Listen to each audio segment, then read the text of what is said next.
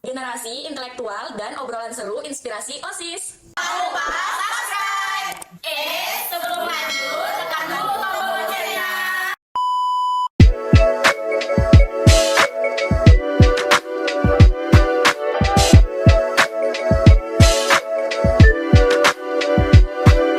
Hai guys, kembali lagi di podcast Geni OSIS, generasi intelektual dan obrolan seru inspirasi OSIS. Kembali lagi dengan saya Bayu Anggiristira pada podcast kali ini. Jadi kita kedatangan tamu nih, bisa diperkenalkan dari kakak siapa? Mungkin dimulai dari saya dulu ya. Iya kak, bisa? Baik, perkenalkan nama saya Aidil Rahmat. Saya menjabat sebagai Ketua OSIS periode 2024-2025.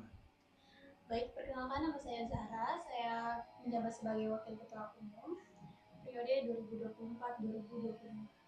Perkenalkan, nama saya Dika Wahyu Pratama. Saya menjabat sebagai Wakil Ketua 1 periode 2024-2025. Jadi sudah dapat perannya sendiri nih kak? Sudah. Jadi nih kak, saya boleh tanya nih. Boleh. Selama kita berorganisasi itu kita ada dapat peran sendiri kan, mau kita jadi ketua ataupun jadi OB lah ya kan, nanti kita dapat perannya kan. Iya. Kakak-kakak nih sendiri tahu tidak sih perannya selama menjalankan kegiatan di OSIS kira-kira? Saya boleh tanya. Kalau dari saya sendiri, saya menjabat sebagai Wakil Ketua Umum karena saya membackup sewaktu-waktu ketua saya tidak hadir. Boleh kan? Kalau dari saya sendiri sih, saya sebagai Wakil Ketua 1 yaitu untuk membackup ketua dan wakil ketua apabila mereka berhalangan hadir. Jadi saya bisa membackup mereka. Kalau saya sendiri sebagai ketua yang udah pasti ya, memimpin dan mengkoordinasikan hampir semua kegiatan yang ada di ruang lingkup sekolah. Tapi yang paling utama adalah ruang lingkup OSIS dulu. Jadi sebagai ketua juga kita harus menjadi contoh atau suri teladan yang baik untuk siswa-siswa yang lain gitu. Jadi saling berhubungan nih kak semuanya nih. Betul. Saling backup satu sama lain. Kait dengan kait. Jadi nih kak kan di organisasi itu pasti ada sedikit problem nih. Pasti sedikit problem kayak miskomunikasi yang semisal diminta ini malah yang lain buatnya lain gitu loh. Iya, Betul kan? betul. Jadi gini loh kak, gimana sih caranya agar kakak bisa menjaga komunikasi itu tetap berjalan lancar gitu loh? Nah, kalau saya sendiri sih mengadakan rapat terbuka bersama ketua dan wakil ketua dan bersama anggotanya supaya kita bahas bersama-sama agar tidak terjadinya miskomunikasi. Oh, sering lempar ini pendapat. Iya. Sering berargumen. Ada statement. Kalau kak Zara sendiri? Kalau saya sama seperti Kak Dika, akan dibicarakan dulu, mungkin empat mata, terus nanti kita bersama-sama memecahkan solusi itu, bagaimana caranya supaya kita tuh nggak miskomunikasi lagi. Betul. Cara yang bagus sih. Kalau kak Edu sendiri? Kalau Sebagai dari ketua saya, OSIS?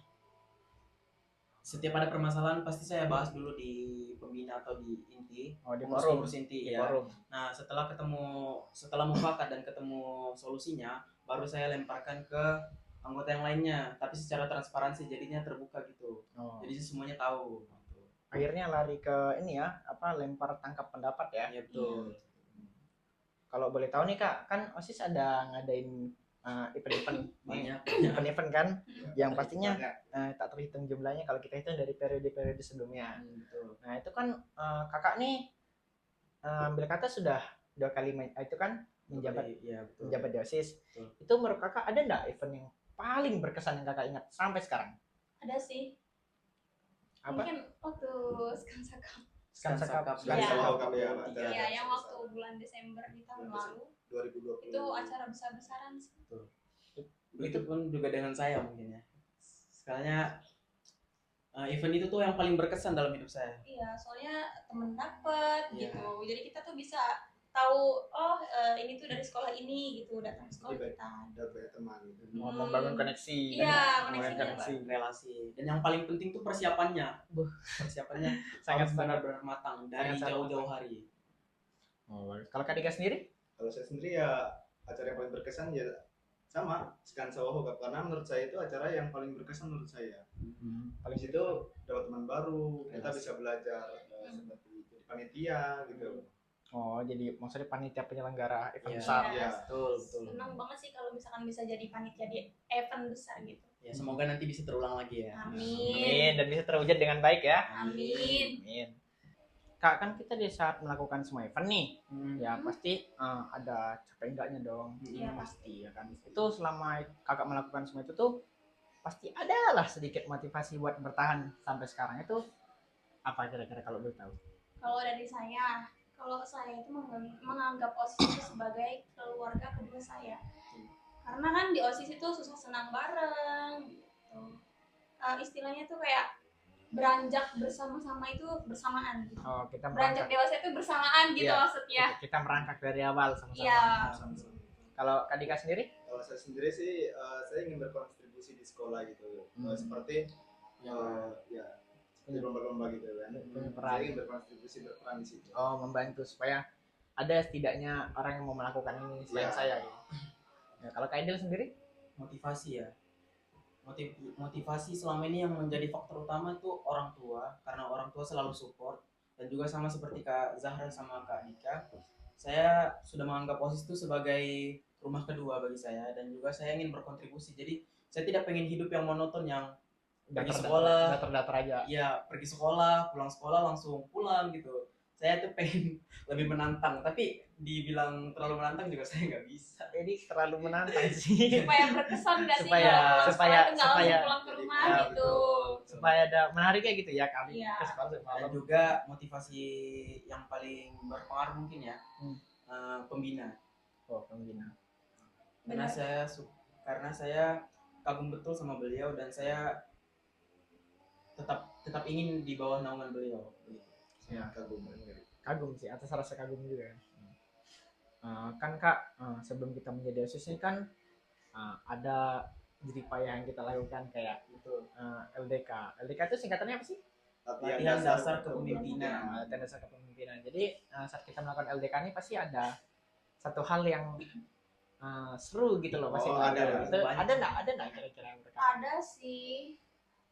Kalau saya karena kemarin saya nggak bisa hadir LDK di periode ini, kebetulan saya mengikuti LDK di periode sebelumnya gitu. Jadi ada kesan yang memang berkesan di saya. Oh, ada Iya. membekas. Itu kira-kira apa kalau boleh tahu? Kayak pagi-pagi itu kita udah harus apa namanya on time apa? Iya betul. Iya on time, harus tepat waktunya. Terus apalagi kalau misalnya lagi makan sama-sama itu rasanya enak banget. Lebih enak dari Itu makan paling- sendiri. Paling seru itu. Dan juga LDK tuh kita nggak ngerasain lapar sedikit pun. Iya. Ya betul. Kayak malah kita tuh jadi lupa Kenyang laparnya banget, gitu. Bahkan sumpah. sampai lupa waktu makan. Oh, Karena Berarti- saking serunya. berarti seru nih. Seru waktu Seru LDK banget. itu. Apalagi jurit malam kayak. Ya, jurit malam itu paling lucu itu pas jurit malam itu. Jadi kalau Kak Dika sendiri gimana? Kalau saya sendiri sih saya senangnya pas di jurit malamnya gitu. Itu paling seru. Oh, Betul, apa? betul. Ditakut-takutin. Ya, kita takutin. Di jam 2 subuh kayak. jam 2 malam itu. Jam 2 malam Jam maksudnya. Kalau Kak Idil?